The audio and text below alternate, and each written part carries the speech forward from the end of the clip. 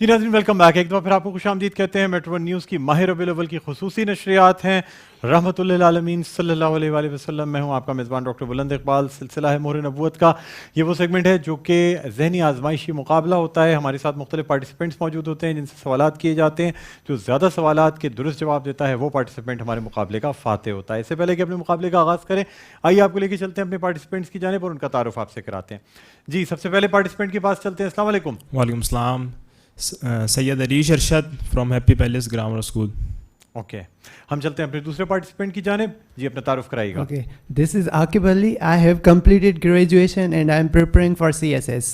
ماشاء اللہ عاقب اچھی بات ہے. ہم آپ بیسٹ آف لک کہتے ہیں آپ کو سی ایس ایس کے لیے. Thank you. اپنی تیسری پارٹیسپینٹ کی جانب چلتے ہیں. السلام علیکم. وعلیکم السلام.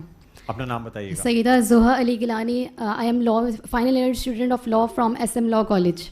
ماشاء اللہ ماشاء اللہ. چلے ماشاء اللہ اچھے اسٹوڈنٹ آج ہمارے پاس موجود ہیں. آپ کو یہ بتاتے چلوں اس مقابلے کے 2 راؤنڈ ہیں. پہلے راؤنڈ میں 3 سوالات کیے جاتے ہیں. آپ کو چوائسیز بھی دی جائیں گی. دوسرا جو راؤنڈ ہوگا اس میں 2 سوالات کیے جائیں گے. جو زیادہ سوالوں کے درست جواب دے گا وہ فاتح ہوگا. ٹھیک ہے جی.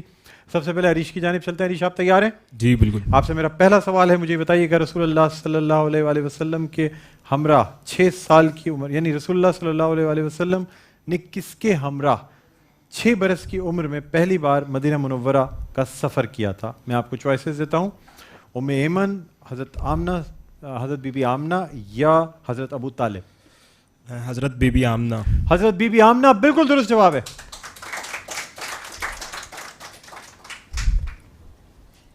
دوسرا سوال آپ سے کرنا چاہوں گا. مجھے بتائیے گا غار ثور سے روانگی کے وقت آپ صلی اللہ علیہ وآلہ وسلم نے حضرت ابوبکر صدیق کو جس اونٹنی کی قیمت ادا کی تھی اس کا نام کیا تھا؟ جس اونٹنی کی قیمت ادا کی تھی ہجرت کے سفر پہ روانگی کے وقت. دلدل، قصوہ یا سکب؟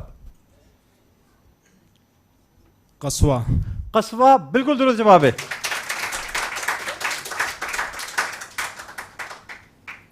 تیسرا اور آخری سوال آپ سے اس مرحلے کا کرنا چاہوں گا. میرا آپ سے سوال ہے بوقت ہجرت مدینہ روانگی سفر میں کتنے آدمی تھے؟ جس وقت ہجرت مدینہ کا آغاز ہوا اس وقت سفر میں کتنے آدمی تھے؟ میں آپ کو چوائسیز دیتا ہوں 2، 3 یا 4. 2 بالکل درست جواب ہے. اب ہم بڑھتے ہیں اپنے دوسرے پارٹیسپینٹ عاقب کی جانب. عاقب تیار ہیں؟ آپ سے میرا پہلا سوال ہے. مجھے بتائیے گا حضور سرور کائنات صلی اللہ علیہ وآلہ وسلم کے ہمراہ اونٹنی پر کون سوار تھا؟ میں آپ کو چوائسیز دیتا ہوں. حضرت ابوبکر صدیق رضی اللہ تعالیٰ عنہ، حضرت عبداللہ بن عریقت یا حضرت عبداللہ بن ابی بکر؟ حضرت صدیق رضی اللہ عنہ تعالیٰ. حضرت ابوبکر صدیق رضی اللہ تعالیٰ عنہ بالکل درست جواب ہے.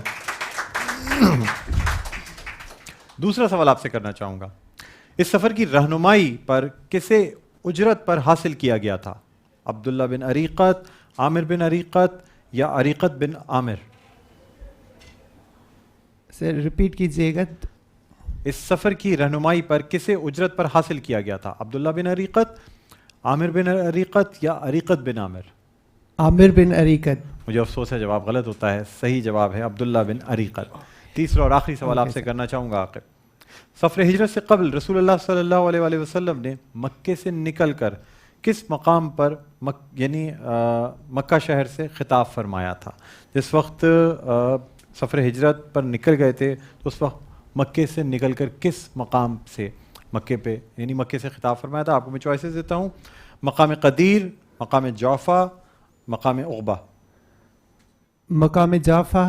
مقام جعفہ بالکل درست جواب ہے. اور ناظرین اسی کے ساتھ یہ فیصلہ ہوتا ہے کہ 3 میں سے 2 سوالوں کے درست جواب عاقب نے صحیح دیے ہیں. اب ہم بڑھتے ہیں اپنی تیسری پارٹیسپینٹ کی جانب. آپ تیار ہیں؟ جی. آپ سے میرا پہلا سوال ہے قبا مدینے سے کتنی مسافت پر ہے؟ میں آپ کو چوائسیز دیتا ہوں 1 میل، 2 میل یا 3 میل؟ 3 میل. 3 میل بالکل درست جواب ہے. قبا میں رسول اللہ صلی اللہ علیہ وآلہ وسلم کے میزبان کون صحابی رضی اللہ تعالیٰ عنہ تھے؟ میں آپ کو چوائسیز دیتا ہوں. حضرت کلثوم بن الہدم رضی اللہ تعالیٰ عنہ، حضرت سعد بن ابی وقاص رضی اللہ تعالیٰ عنہ یا حضرت زید بن سہیل رضی اللہ تعالیٰ عنہ؟ حضرت کلثوم بن الہدم. حضرت کلثوم بن الہدم رضی اللہ تعالیٰ عنہ بالکل درست جواب ہے. تیسرا اور آخری سوال آپ سے کرنا چاہوں گا. اسلامی تاریخ کی سب سے پہلی مسجد کون سی ہے؟ میں آپ کو چوائسز دیتا ہوں، مسجد اقصیٰ، مسجد نبوی یا مسجد قباء؟ مسجد قباء. مسجد قباء بالکل درست جواب ہے. ناظرین یوں یہ فیصلہ ہوتا ہے کہ ہمارے سیکنڈ راؤنڈ یعنی فائنل راؤنڈ میں جائیں گے دو پارٹیسپینٹس، ہمارے پہلے پارٹیسپینٹ اور ہماری تیسری پارٹیسپینٹ. کیونکہ عاقب ہمیں افسوس ہے آپ فرسٹ راؤنڈ میں 3 میں سے آپ نے 2 سوالوں کے درست جواب دیے، اس لیے آپ ہمارے ساتھ آگے کنٹینیو کریں گے، لیکن بہرحال آپ یہاں موجود رہیں گے. لیکن جو نیکسٹ راؤنڈ کے سوالات ہیں وہ صرف ہم 2 پارٹیسپینٹ سے کریں گے. اب میں سوال کرنا چاہوں گا، عریش آپ تیار ہیں؟ جی بالکل. تو یہ ہے دوسرا مرحلہ جس میں آپ سے میں پہلا سوال کرنا چاہوں گا. مجھے یہ بتائیے گا، پہلا سوال آپ سے ہے، حضرت محمد مصطفیٰ صلی اللہ علیہ وآلہ وسلم کی اونٹنی جہاں ٹھہری تھی اس کے ساتھ کن کا مکان تھا؟ اس میں چوائسز نہیں دوں گا میں. اچھا، اگر آپ نے گفتگو سنی ہو تو آپ جواب دے سکتے ہیں. جی. حضرت سیدنا ابو ایوب انصاری رضی اللہ تعالیٰ عنہ. حضرت ابو ایوب انصاری رضی اللہ تعالیٰ عنہ بالکل درست جواب ہے. دوسرا اور آخری سوال آپ سے کرنا چاہوں گا، مجھے بتائیے گا مدینہ تشریف یعنی مدینہ شریف میں جب آپ صلی اللہ علیہ وآلہ وسلم داخل ہوئے اس وقت کون سی اسلامی تاریخ تھی؟ 12 ربیع الاول. 12 ربیع الاول بالکل درست جواب ہے. اب میں بڑھتا ہوں اپنی تیسری پارٹیسپینٹ کی جانب. آپ تیار ہیں؟ اس مرحلے کے آپ سے 2 سوال کروں گا، کوئی چوائس نہیں ہے. 2 سوالوں کے جوابات پہلے ہی درست دے چکے ہیں، اگر آپ نے کوئی غلطی کی تو آپ اس مقابلے سے آؤٹ ہو جائیں گی. آپ سے پہلا سوال ہے، مجھے بتائیے گا اہل بیت کی آمد ہجرت مدینہ کے کتنے عرصے بعد ہوئی تھی؟ یعنی رسول اللہ صلی اللہ علیہ وآلہ وسلم کی صاحبزادی اور اہل بیت جو تھے وہ کتنے عرصے بعد، ہجرت مدینہ کے کتنے عرصے بعد مدینہ تشریف لائے تھے؟ ریپیٹ کریں گے آپ سوال؟ اہل بیت کی آمد ہجرت مدینہ کے کتنے عرصے بعد ہوئی تھی مدینے میں؟ 1 ماہ بعد. مجھے افسوس ہے جواب غلط ہوتا ہے، صحیح جواب ہے 7 ماہ بعد تقریباً. دوسرا سوال آپ سے کرنا چاہوں گا، مسجد نبوی کی تعمیر میں رسول اللہ صلی اللہ علیہ وآلہ وسلم نے اصحاب کرام انصار و مہاجرین کے ساتھ بنفس نفیس خود شرکت فرمائی. مجھے بتائیے گا یہ مسجد کس چیز سے تعمیر کی گئی تھی؟ سونے کے اس سے تعمیر؟ نہیں، مجھے افسوس ہے مجھے افسوس ہے آپ جواب نہیں دے سکی. صحیح جواب ہے کچی اینٹوں اور گارے سے تعمیر کی گئی تھی اور کھجور کے درخت کی چھال سے چھت ڈالی گئی تھی. کہیں کھجور کے درخت کے تنے کو استعمال کیا گیا تھا. اس زمانے میں جس طرح سے بے سر و سامانی کا عالم تھا، لیکن اس مسجد کو اللہ تعالیٰ نے اتنی وسعت اور اتنی برکت عطا فرمائی ہے کہ اس وقت اگر یہ کہا جائے کہ ہجرت مدینہ کے وقت جو یعنی مدینہ منورہ جتنے خطے پہ محیط تھا، آج وہ کل حصہ جو ہے نا وہ مسجد نبوی کے احاطے میں شامل ہے. بہرحال ناظرین یوں ہمارا مقابلہ اپنے اختتام پر پہنچتا ہے. آپ کو یہ بتاتے چلیں کہ ہمارے آج کے اس مقابلے مہر نبوت کے فاتح پارٹیسپینٹس ہیں عریش ارشد. تالیاں ہونی چاہیے. اور ناظرین اسی کے ساتھ ہی فیصلہ ہوتا ہے کہ ہمارے آج کے اس مقابلے مہر نبوت کے فاتح پارٹیسپینٹ ہیں عریش ارشد. تالیاں ہونی چاہیے. عریش آپ کو بہت بہت مبارک ہو، آپ نے آج کا یہ مقابلہ جیت لیا ہے. انڈس یونیورسٹی کی جانب سے آپ کو یہ انعام دیا جا رہا ہے. ناظرین اب یہاں ہم ایک چھوٹا سا وقفہ لینا چاہیں گے. وقفے کے بعد دوبارہ آپ کی خدمت میں حاضر ہوتے ہیں. دیکھتے رہیے میٹرو نیوز کی خصوصی نشریات رحمۃ للعالمین صلی اللہ علیہ وآلہ وسلم. جی ناظرین ویلکم بیک. ایک دفعہ پھر آپ کو خوش آمدید کہتے ہیں. میٹرو نیوز کی ماہ ربیع الاول کی خصوصی نشریات ہیں رحمۃ للعالمین صلی اللہ علیہ وآلہ وسلم. میں ہوں آپ کا میزبان ڈاکٹر بلند اقبال. سلسلہ ہے حسنت جمیع خصالہ کا، یعنی رسول اللہ صلی اللہ علیہ وآلہ وسلم نے جو تعلیمات ہمیں دیں جنہیں ہمیں اپنی زندگیوں میں شامل کرنا ہے، چاہے وہ معاشرت ہو، معیشت ہو، سیاست ہو، چاہے حکومت ہو، لیکن جو رہنما اصول رسول اللہ صلی اللہ علیہ وآلہ وسلم نے ہمیں بتائے ہیں ہمیں انہی کے مطابق زندگی بسر کرنی ہے. ناظرین ہماری خوش قسمتی ہے آج جو مہمان شخصیت ہمارے ساتھ موجود ہیں وہ خاص طور پہ اگر میں بات کروں فن خطابت کی یا تقریر کی تو میرے خیال میں ان سے زیادہ کوئی یہ فن نہیں رکھتا. اس کے علاوہ آپ کو ان کا سیاسی حوالہ بتاتے چلیں. ہمارے ساتھ موجود ہیں تنظیمی بحالی کمیٹی متحدہ قومی موومنٹ پاکستان کے سربراہ جناب فاروق ستار صاحب. السلام علیکم ڈاکٹر صاحب, خوش آمدید کہتے ہیں سر آپ کو. وعلیکم السلام, بہت شکریہ. اور سر ماہ میلاد النبی صلی اللہ علیہ وآلہ وسلم کی آپ کو بہت بہت مبارکباد. آپ کو بھی اور سب دیکھنے والے کو بھی, اور اللہ تعالیٰ اس کی برکتیں اور فضیلتوں سے ہم سب کو فیض یاب کرے. آمین آمین. اور ہم ایک اچھا معاشرہ قائم کر سکیں. اللہ تعالیٰ ہم سے اچھے کام لے. آمین. ہم اللہ کا خوف رکھیں اور لوگوں کا درد رکھیں. سبحان اللہ تعالیٰ ہمیں اس کی توفیق. سبحان اللہ. فاروق بھائی, کچھ اگر ماضی میں چلیں, یعنی ظاہر سی بات ہے آپ کا تعلق میمن کمیونٹی سے ہے, اور خاص طور پہ کراچی میں جو جشن عید میلاد النبی کے جلسے ہوتے ہیں یا نعت کی محافل ہوتی ہیں, اس میں زیادہ تر یعنی میجورٹی اگر یہ کہیں کہ میمن کمیونٹیز میں بہت جوش و خروش کے ساتھ جشن عید میلاد النبی منایا جاتا ہے, تو غلط نہ ہوگا. بچپن میں یا بعد میں شرکت کرتے رہے ہیں ایسے جلسوں میں, نعت کی محافل میں؟ مولانا شاہ احمد نورانی صاحب ایک سیاسی شخصیت بھی تھے, ایک مذہبی شخصیت بھی تھے, ان کا بڑا قد تھا. اور اس زمانے میں تو یہ جے یو پی ہی میرے خیال میں جو ایک مسلک اور ایک مکتبہ فکر کی جب ہم بات کریں, اور تو میمن کمیونٹی, گجراتی کمیونٹی کی ایک بڑی اکثریت ان کے پیچھے تھی, اور اس میں وہ دونوں سیاسی طور پر بھی ان کو سپورٹ کرتے تھے اور مذہبی اور دینی اعتبار سے بھی ان کے ساتھ تھے. تو مجھے شاہ احمد نورانی صاحب کے عید میلاد کے جلسوں میں بھی شرکت کا موقع ملا, اور پھر ان کے سیاسی جلسوں میں بھی ایک دو بار موقع ملا, کیونکہ میرے والدین یا میرے والد صاحب بھی. لیکن یہ سب کچھ 85 سے پہلے تھا نا سر.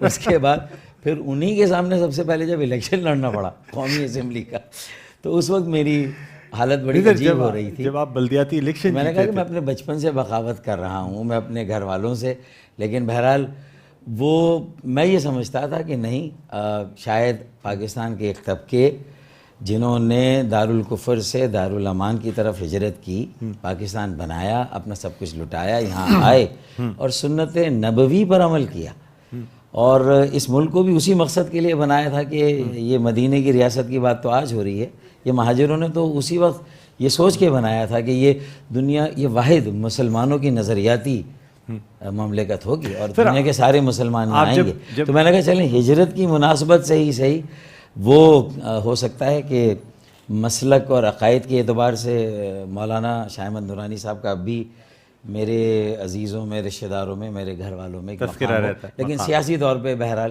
اختلاف کرنا پڑا. خاص طور پہ جب آپ میئر منتخب ہوئے پہلی دفعہ کراچی کے میئر, جب اس سے پہلے جماعت اسلامی میئر افغانی, اور مطلب جو کراچی کی جو میجر ریپریزنٹیشن تھی وہ جماعت کے پاس ہوا کرتی تھی. اس کے بعد سے تبدیلی آئی جماعت, اور تھوڑا سا پھر یہ جے یو پی اہل سنت ان کا بھی ایک فیکٹر تھا. کراچی کے علاقے ان کے درمیان بٹے ہوئے تھے, پر ایم کیو ایم نے آگے پھر سب کو سویپ کر دیا, جھاڑو پھیر دی. لیکن یادیں بہت اچھی بچپن کی جو آپ نے کہا, اور میلاد کی محفل, مطلب اس میں روشنیوں کمکموں سے گلیوں محلوں کو سجانا, جس طرح محرم میں بھی سبیلیں لگانا, اور اس میں بھی ایک امن, بھائی چارے, اخوت اور آشتی کا پیغام دینا کہ بھائی اگر جلوس کہیں سے جا رہا ہے ہمارے اہل تشیع بھائیوں کا, تو ان کے لیے سبیلوں کا انتظام کیا جائے. تو میرے خیال میں وہ ماحول پھر اور زیادہ ہم نے شعوری اس زمانے میں کبھی کوئی مطلب دور تک بھی اگر سوچتا تو کبھی کوئی دہشت گردی کی بات سوچی بھی نہیں جا سکتی تھی, بلکہ جو اہل سنت محلے تھے وہاں باقاعدہ دعوت دے کے اہل تشیعوں کے جلوسوں کو بلاتے تھے, ان کو شربت پیش کرنا, جب سردیوں میں محرم آیا کرتے تھے تو چائے ان کو پیش کرنا اپنے لیے بڑی عزت اور میرے خیال میں یہ ثواب کا کام سمجھتے. یہ جو جشن آمد رسول کی ہم بات کرتے ہیں, پھر ہم رحمت للعالمین کی بات کرتے ہیں, پھر جو صلی اللہ علیہ وسلم جو رب العالمین کی سب سے محبوب تخلیق ہے, بے شک جب ہم اس کی بات کرتے ہیں تو پھر میرے خیال میں ہمیں اس کی ان کا جو پیغام ہے اور دین کی جسے کہتے ہیں نا کہ خاتم الانبیاء اور دین کی تکمیل ہو جانا, پھر ہم کہتے ہیں یہ تو ایک ایسا ضابطہ حیات ہے جو ہر دور اور ہر زمانے کے لیے ہے. تو پھر اگر ہم یہ ساری باتیں کرتے ہیں زبان سے تو پھر اس میں کس دور، کس زمانے میں اور کس وقت میں کس مذہب نے اور کس مسلک نے تشدد کا درس دیا، کس مذہب اور مسلک بنیادی تعلیمات دیکھیے کسی مذہب کسی کہاں دیا؟ مسلک میں کہیں نہیں تشدد کا درس ہے ہی ہے ہی نہیں. نہیں. سر کچھ مزید بات کرنا چاہیں گے ریاست مدینہ کے حوالے سے. سر ریاست مدینہ قائم کی گئی، میثاق مدینہ باقاعدہ تحریر کیا گیا، 53 دفعات پہ مشتمل. ہر انصار کو ایک مہاجر کا بھائی بنا دیا گیا. اخوت بھائی چارے کی جو مثال ہمیں مدینے میں ملتی ہے ہجرت کے بعد، وہ شاید دنیا میں اور کہیں نہیں ملتی. بے شک. ایک ہجرت مسلمانوں نے تقریباً 16.5 سال بعد، 1650 سال بعد دوبارہ کی، یعنی ہندوستان سے پاکستان کی طرف. سر ہجرت دیکھی جائے تو یہ ہجرت بھی اسلام کے نام پہ ہے. کوئی بھی ایسی ہجرت جو اپنی جان اور اپنے ایمان کو بچانے کے لیے کی جائے وہ اللہ تعالیٰ کے نزدیک عظیم ہجرت ہے اور اسے ہجرت کہا جائے گا. آپ کیا سمجھتے ہیں کہ پاکستان کو ریاست مدینہ بنانے کی بات کی جاتی ہے تو کراچی کے اردو اسپیکنگ عوام کو کیا سندھ میں وہ اخوت و بھائی چارہ حاصل ہے جو ریاست مدینہ میں انصار و مہاجرین کو حاصل تھا؟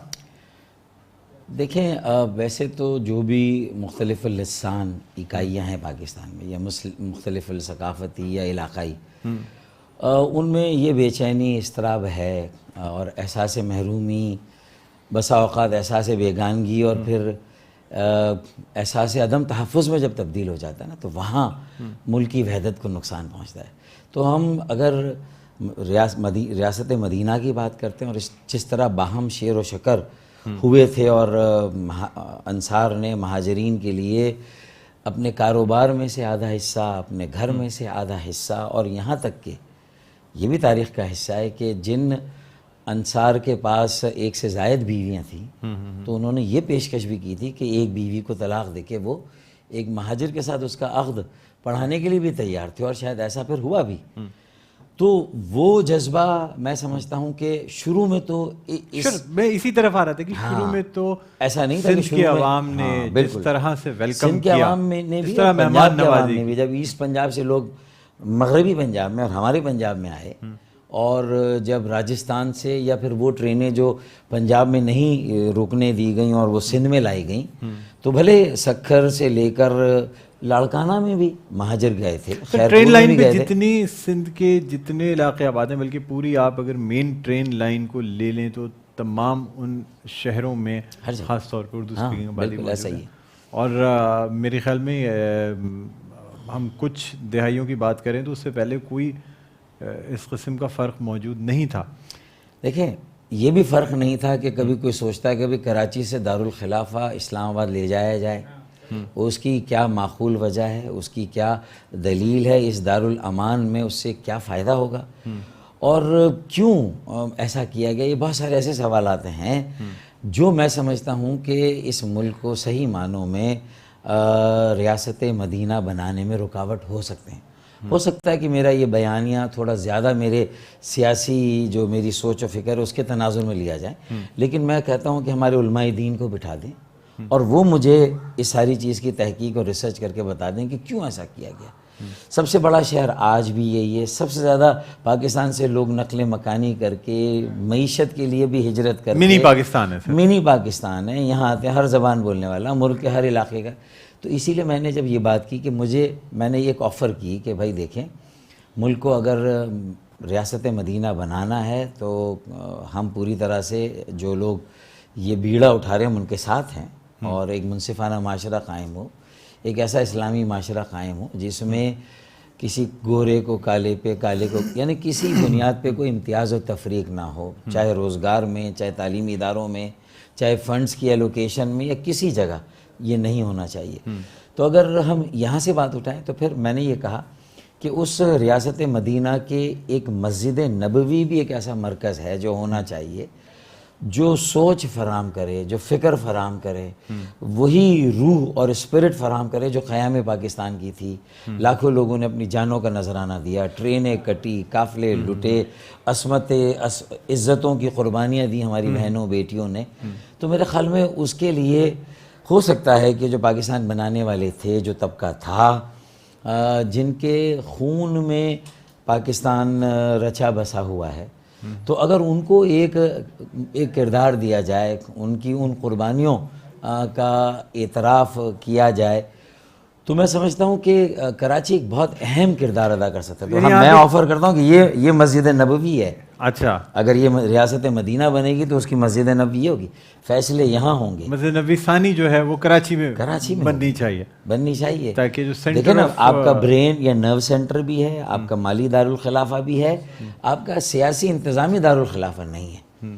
لیکن پھر آپ دیکھ لیں فاروق بھائی، گفتگو ویسے تھوڑی سی ہو تو سیاسی رہی ہے، لیکن آپ کی موجودگی میں ایسا ممکن نہیں ہے کہ ہم سیاست سے پرہیز کر سکیں. نہیں، جب میرے سرکار نے بھی سیاست کی، مسجد نبوی میں بیٹھ کے ریاست مدینہ کا خاکہ کے بنانا، تمام معاملات جو ہیں وہ چلائے، دنیاوی معاملات، سارے سیاسی معاملات. تو سیاست کوئی شجر ممنوع تھوڑی ہے، یا جرم یا کفر تھوڑی ہے جو اس طرح ہم اپنے بچوں کو اس سے اس طرح دور کر دیں کہ وہ لگے گا کہ وہ سیاست میں گیا تو اس کا مطلب اس نے بگڑنا ہی ہے، اس نے بڑے ہو کے کوئی لٹیرا ہی بننا ہے، زمین پر قبضہ کرنے والا ہی بننا ہے. کیا وہ میثاق مدینہ کی کیا حکمت ہے، کیا حکمت تھی، کیا تدبر تھا؟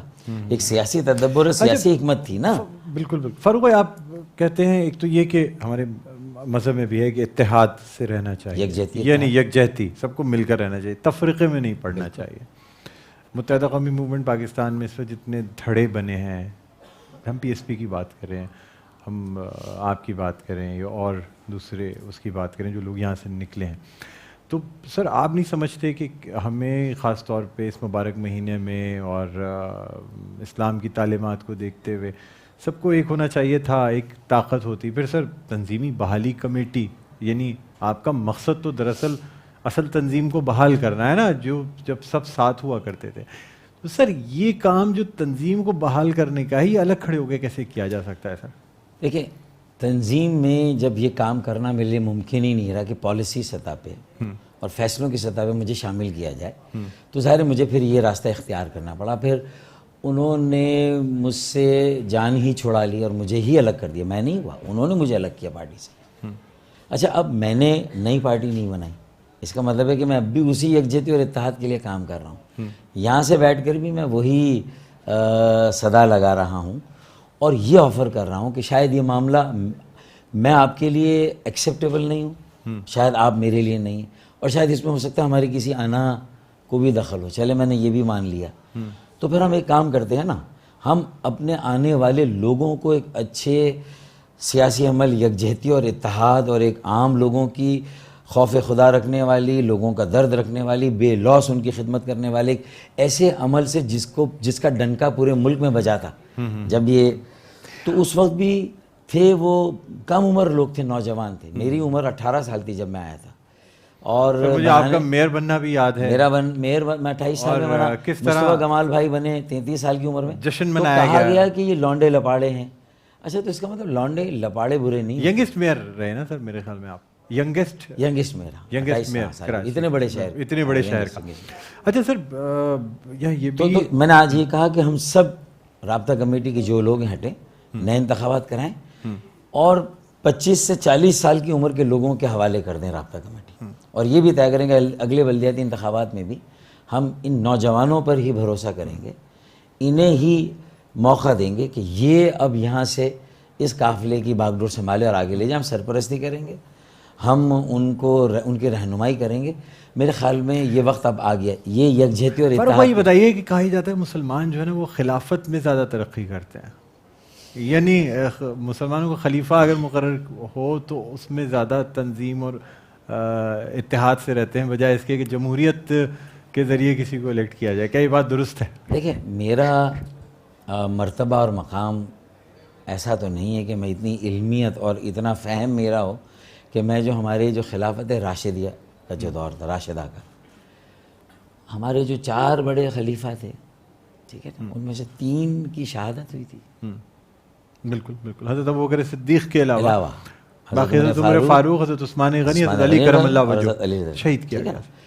تو اس کا مطلب ہے کہ وہ دور، اگر وہ خلافت کا دور اسے ہم اس میں تھا، حضرت عمر فاروق کے زمانے کا عدل اور انصاف تھا، حضرت علی رضی اللہ تعالیٰ عنہ کا تدبر تھا، اور جسے حضرت عثمان غنی رضی اللہ تعالیٰ کے زمانے میں جب شورشیں شروع ہوئی تھی اس خلافت راشدہ میں، تو اس کا مقابلہ حضرت علی رضی اللہ تعالیٰ نے بھی کیا تھا نا.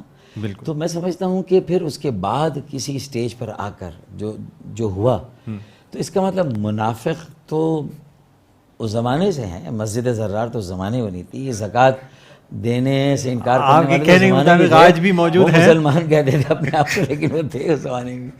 تو اس کا مطلب یہ ہے کہ ہاں ہم ان خلفاء کی ذات کو بڑی عقیدت سے، یعنی بڑی آپ قدر و عزت کی نگاہ سے حب دیکھتے ہیں. علی اور بغض معاویہ پہ یقین رکھتے ہیں. ایسا ہی ہے.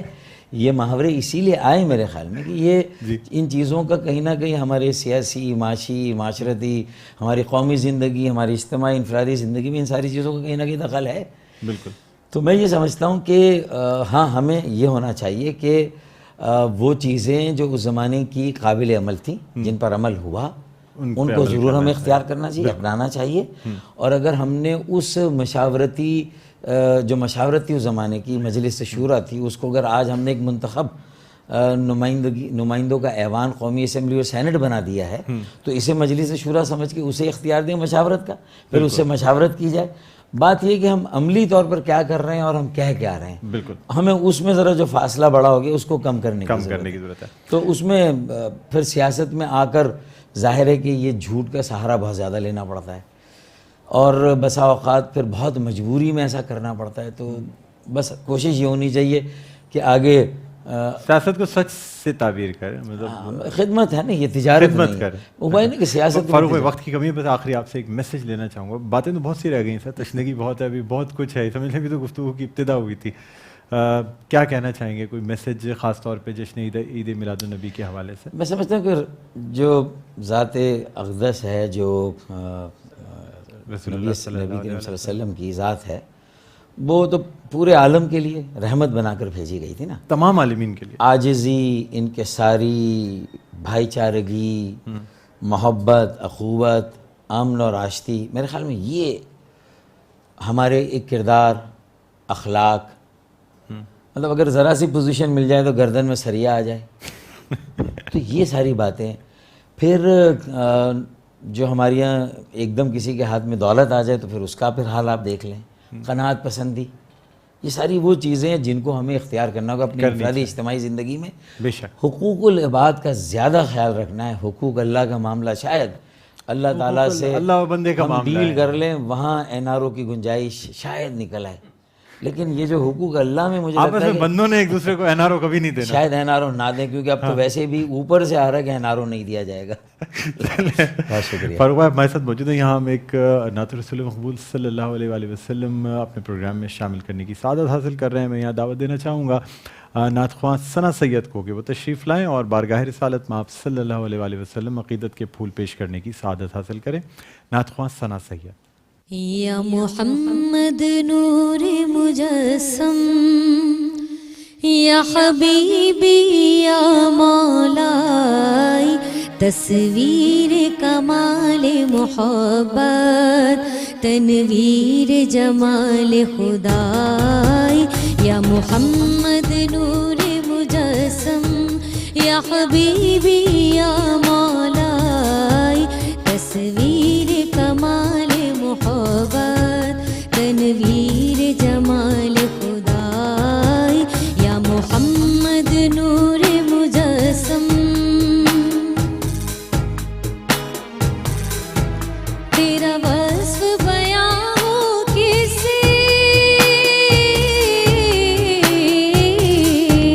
تیرا وصف بیاں ہو کسے، تیری کون کرے گا بڑائی، صلی اللہ تیری کون کرے گا بڑائی. اس گرد سفر میں گم ہے، اس گرد سفر میں گم ہے، جبریل امی کی رسائی.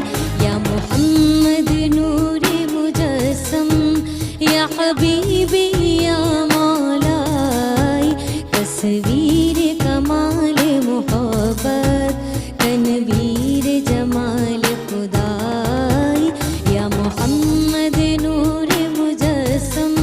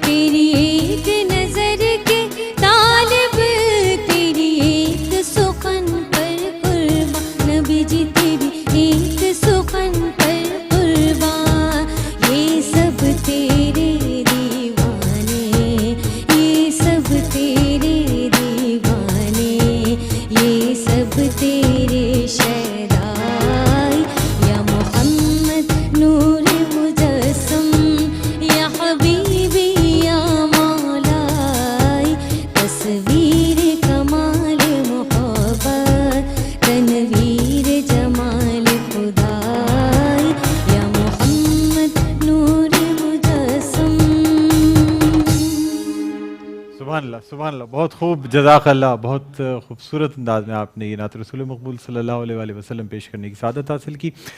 فاروق بھائی آپ کا بہت بہت شکریہ, آپ اپنی مصروفیات میں سے وقت نکال کر ہمارے پروگرام میں تشریف لائے. انشاءاللہ مزید بھی آپ کو زحمت دیتے رہیں گے. ناظرین یہاں ایک چھوٹا سا وقفہ لینا چاہیں گے, وقفے کے بعد دوبارہ آپ کی خدمت میں حاضر ہوتے ہیں. تو کچھ مختلف سیگمنٹس آپ کے سامنے پیش کیے جائیں گے, کہیں نہ جائیے گا, دیکھتے رہیے میٹرو ون نیوز کی ماہ ربیع الاول کی خصوصی نشریات رحمۃ للعالمین صلی اللہ علیہ وآلہ وسلم.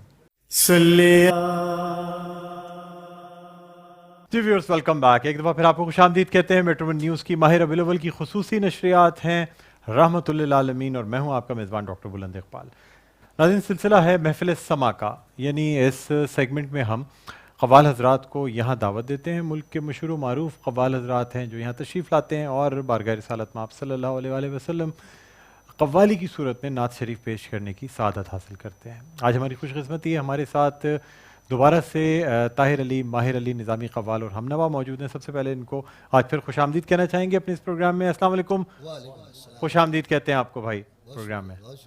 ناظرین آپ کو یہ بتاتے چلے کہ ہم نے آج ان سے درخواست کی ہے, بہت مشہور و معروف کلام ہے تاجدار حرم, اس کی میرا اپنا بھی پرسنل فیوریٹ کلام ہے یہ, تو میں نے سوچا کہ کیوں نہ آپ کو آج یہ کلام سنوایا جائے.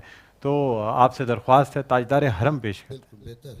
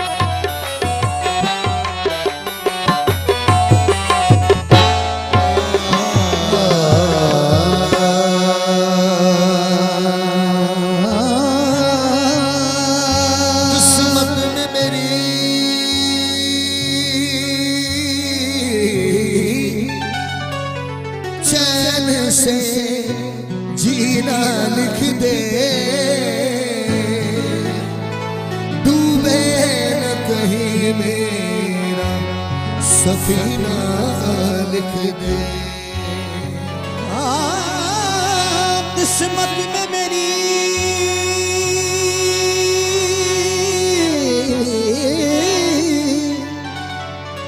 چین سے جینا لکھ دے, ڈوبے نہ کہیں میرا سفینہ لکھ دے. جنت بھی گوارا ہے, جنت بھی گوارا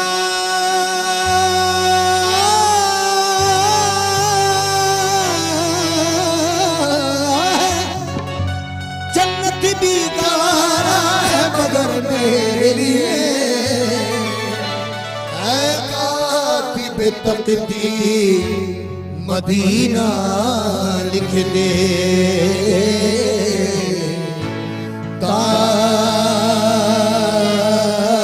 تاجدار حرم, تاجدار حرم, او نگاہ کرم, تاجدار حرم, او نگاہ کرم.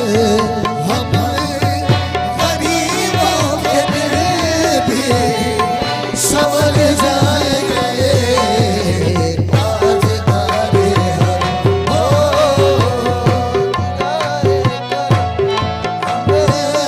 غریبوں کے آدمی بھی سوال جائے گئے تاجدار حرم. ہو کرم تاجدار حرم, ہو کرم تاجدار حرم, نگاہ کرم.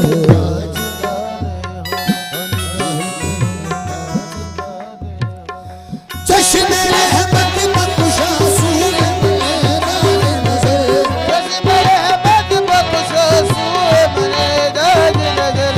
اے قریشی نبی ہاشمی مطلبی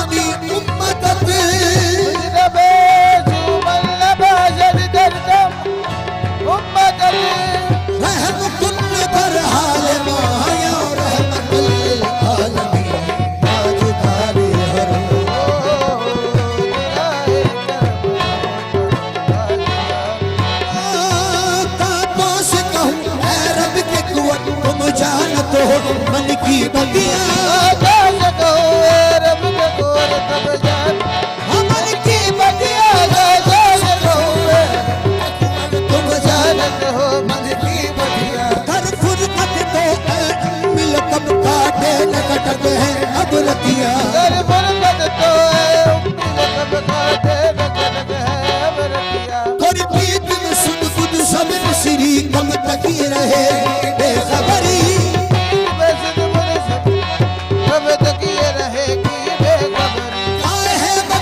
تجھ کی نظر کبھی سن بھی تو لو ہماری بتیا تاجدار حرم ہو نگاہ کر ہم غریبوں کے دل سمجھ جائیں حامی بے کساں کیا کہے گا جہاں کہے گا جہاں آپ کے گھر سے خالی اگر جائیں گے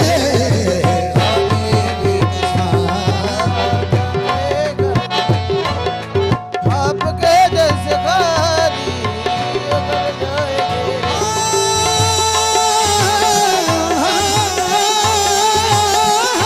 کوئی اپنا نہیں ہم کے بانے کوئی اپنا نہیں اپنا نہیں کوئی اپنا نہیں اپنا نہیں کوئی اپنا نہیں اپنا نہیں کوئی اپنا نہیں نہ جانے کون دعاؤں میں یاد رکھتا ہے جانے کون دعا میں آج رکھتا ہے نہ جانے کون دعاؤں میں یاد رکھتا ہے جانے کون دعا میں آج رکھتا ہے میں ڈوبتا ہوں سمندر اچھال دیتا ہے کوئی اپنا نہیں کوئی اپنا نہیں آپ اب بھی نہ سنبھالیں گے تو گر جائیں گے ہم آپ اپنا زمانے میں تو گر جائیں گے ہم آپ اب بھی نہ سنبھالیں گے تو گر جائیں گے ہم اپنا زمانے میں تو گر جائیں گے ہم یہ سمجھ لیجئے ٹوٹی ہوئی دیوار ہے ہم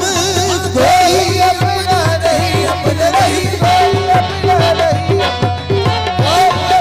نہیں ہم کے مارے آپ کے در پہ فریاد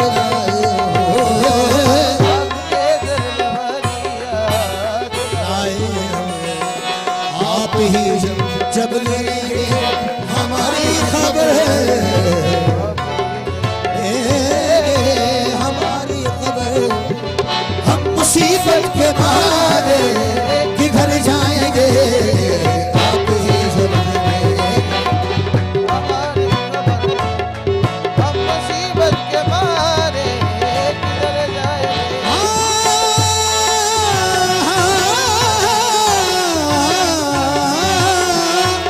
میں کشو آؤ مدینے چلے میں کشو آؤ مدینے چلے ایک سو مدینے چلے آؤ مدینے چلے آؤ مدینے چلے آؤ مدینے چلے آؤ مدینے چلے آؤ مدینے چلے مدینے چلے مدینے چلے مدینے چلے مدینے چلے مدینے چلے مدینے چلے اسی مہینے چلے اسی مہینے چلے اسی مہینے چلے دکھ درد علم سب چھٹتے ہیں سب چھڑتے ہیں اور حسنین کے صدقے بٹتے ہیں آؤ مدینے چلے آؤ مدینے چلے آؤ مدینے چلے آؤ تجلی کا ہم نے سمندر بھی دیکھا تجلی کا ہم نے سمندر بھی دیکھا بنے غوث پر سر جھکا کر بھی دیکھا درے غوث پر سر جھکا کر بھی دیکھا اور خواجہ کے روزے کا منظر بھی دیکھا خواجہ کے روزے کا منظر بھی دیکھا یہ مانا کے پیرانے کلیئر بھی دیکھا مانا کے پیرانے کلیئر بھی دیکھا اور مدینہ نہ دیکھا تو کچھ بھی نہ دیکھا مدینے چلے آؤ مدینے چلے آؤ مدینے چلے آؤ مدینے چلے آؤ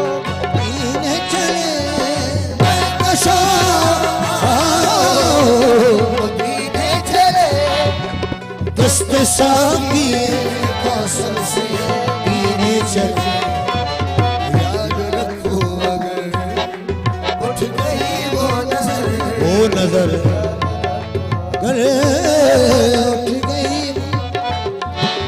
जितने खाली है सब जाम भर जाएंगे याद रखो अगर उठ गई वो नजर जितने खाली है सब जाम भर जाएंगे खौफ तूफान है बिजलियों का है डर खौफ तूफान है बिजलियों का है डर खौफ तूफान है बिजलियों का है डर सख्त मुश्किल है आका किधर जाए मुश्किल है आका किधर जाए वो निगाहे कर वरना चौखट पे हम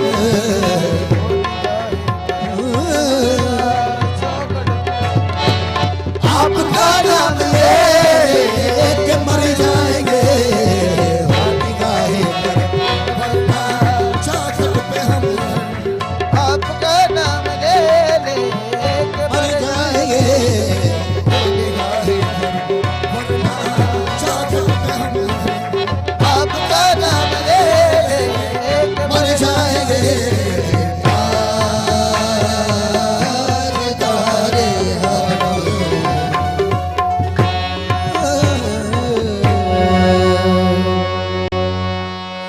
सुभान अल्लाह जज़ाकल्लाह। बहुत शुक्रिया ताहिर अली, माहिर अली, निज़ामी कव्वाल और हम नवा हमारे साथ मौजूद थे।